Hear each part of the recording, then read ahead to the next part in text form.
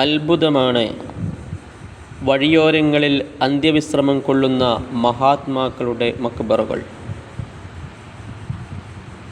വിവിധ വികസന പ്രവർത്തനങ്ങൾ നടന്നിട്ടും ഹൈവേകൾക്ക് വക്കിലും മറ്റ് റോഡുകളുടെ സൈഡിലുമായിക്കൊണ്ട് മാറ്റുകയോ മാറ്റപ്പെടുകയോ ചെയ്യാതെ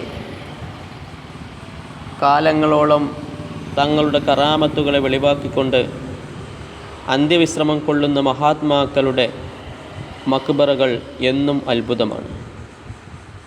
മുസ്ലിം സുന്നത്ത് ജമാഅത്തിൻ്റെ ആളുകൾക്ക് ഔലിയാക്കളുടെ കറാമത്തുകളെ സംബന്ധിച്ച് ഇതെല്ലാം വളരെ വലിയ തെളിവുകളാണ്.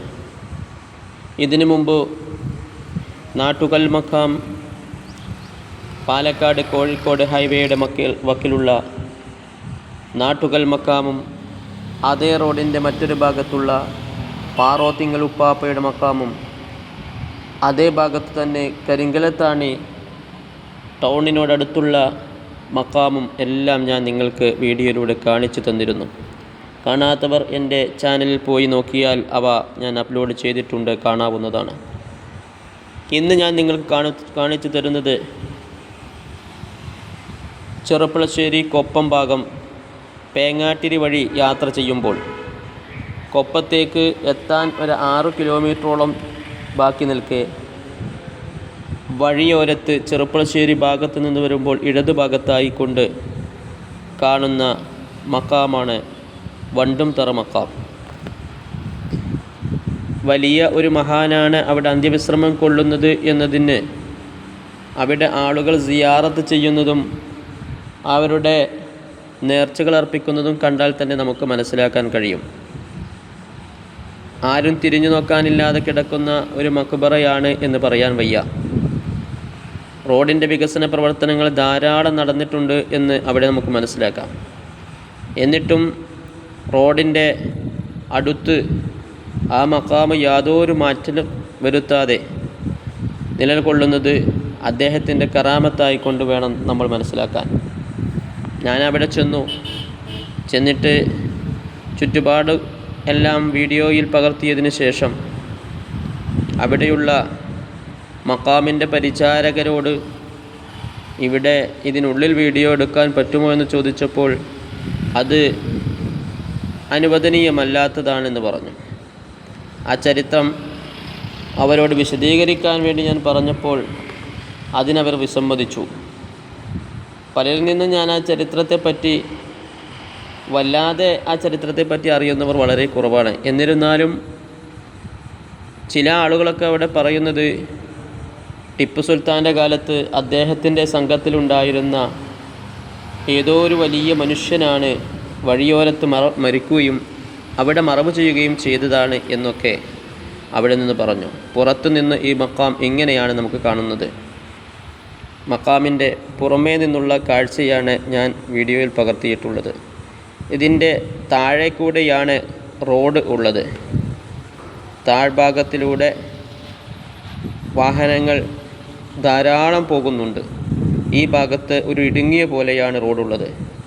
യഥാർത്ഥത്തിൽ അവിടെ വികസനം വരുത്തിക്കൊണ്ട് റോഡ് വികാസം നടത്തുകയും മക്ബറയൊക്കെ മാറ്റുകയൊക്കെ ചെയ്യാവുന്നതാണെങ്കിലും അതൊന്നും മാറ്റം വരുത്താതെ അവിടെ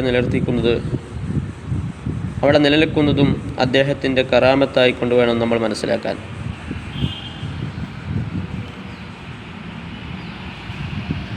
ധാരാളം ആളുകൾ അവിടെ സിയാറത്തിന് വന്നുകൊണ്ടിരിക്കുന്നുണ്ട്.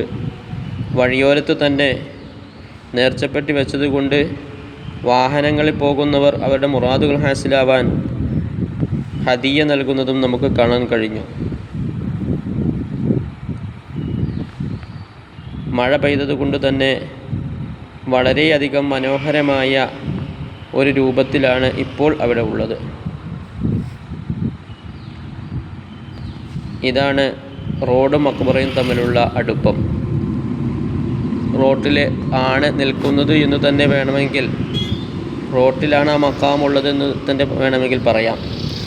2 ഭാഗങ്ങളിലൂടെ വാഹനങ്ങൾ കടന്നു പോവുകയാണെങ്കിൽ നടത്തക്കാർക്ക് അതിൽ നടക്കാൻ വലിയ പ്രയാസമാണ്. വീതി വളരെ കുറവായതുകൊണ്ടാണ് പ്രയാസം ഉള്ളത്. വളരെ മനോഹരമായ പ്രകൃതി രമണീയമായ പച്ചപ്പ് പിടിച്ചു നിൽക്കുന്ന ഒരു പ്രദേശമാണ് ഇപ്പോൾ ഈ മക്കാമിൻ്റെ പരിസരം. മക്കാമിൻ്റെ മുകൾ ഭാഗത്തൊക്കെ വലിയ കുന്നുകളും പാറകളും ഒക്കെ ഉള്ളതാണ്. അവിടെയൊക്കെ കുറേ മക്കാമുകളുണ്ട് എന്നൊക്കെ പറയുന്നുണ്ട്. ഇതാണ് റോഡിൽ നിന്ന് താഴെ നിന്നെടുത്ത വീഡിയോ. റോഡിൻ്റെ താഴ്ഭാഗത്തു നിന്ന് നോക്കുമ്പോൾ മക്ബറ ഇത്രയും ഹൈറ്റിലാണുള്ളത്.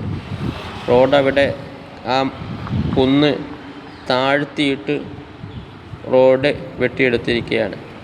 എന്നിട്ടും മക്കാമിൻ്റെ അവിടെ നമുക്ക് നോക്കിയാൽ കാണാം, അതിൽ നടക്കാനുള്ള സ്ഥലമൊന്നുമില്ല. ഇതാണ് അവിടെയുള്ള നേർച്ചപ്പെട്ടി. ഇത് റോട്ടിൽ വാഹനങ്ങൾ പോകുമ്പോൾ അവർക്ക് സൗകര്യപ്പെടുന്ന രീതിയിലാണ് നിർമ്മിച്ചിട്ടുള്ളത്. അതിൻ്റെ പരിസരം വളരെ മനോഹരമാണ്. കാണുന്നവർക്ക് അവിടെ നിന്ന് നോക്കിയാൽ നല്ലൊരു മനസ്സിന് ഒരു കുളിർമ നൽകുന്ന പ്രദേശമായിക്കൊണ്ടും നമുക്ക് കാണാൻ കഴിയും. അവിടെയുള്ള പച്ചപ്പ് തന്നെയാണ് ഭംഗി വിളിച്ചോതുന്നത്. വളരെ സുന്ദരമായി ആസ്വദിക്കാൻ പറ്റുന്ന പച്ച പടർപ്പുകൾ നമുക്കവിടെ കാണാൻ കഴിയും. ഇൻഷാ അല്ലാഹ് അടുത്ത വീഡിയോയുമായി കൊണ്ട് ഞാൻ വരും. നിങ്ങളെൻ്റെ ചാനൽ ആദ്യമായിട്ട് കാണുകയാണെങ്കിൽ ഒന്ന് സപ്പോർട്ട് ചെയ്യണം, സബ്സ്ക്രൈബ് ചെയ്യണം. ഇൻഷാ അല്ലാഹ് അല്ലാഹു സുബ്ഹാനഹു വ തആല നമുക്ക് തൗഫീഖ് നൽകുമാറാവട്ടെ. ആമീൻ. അസ്സലാമു അലൈക്കും വറഹ്മത്തുള്ളാഹി തആല വബറകാതുഹു.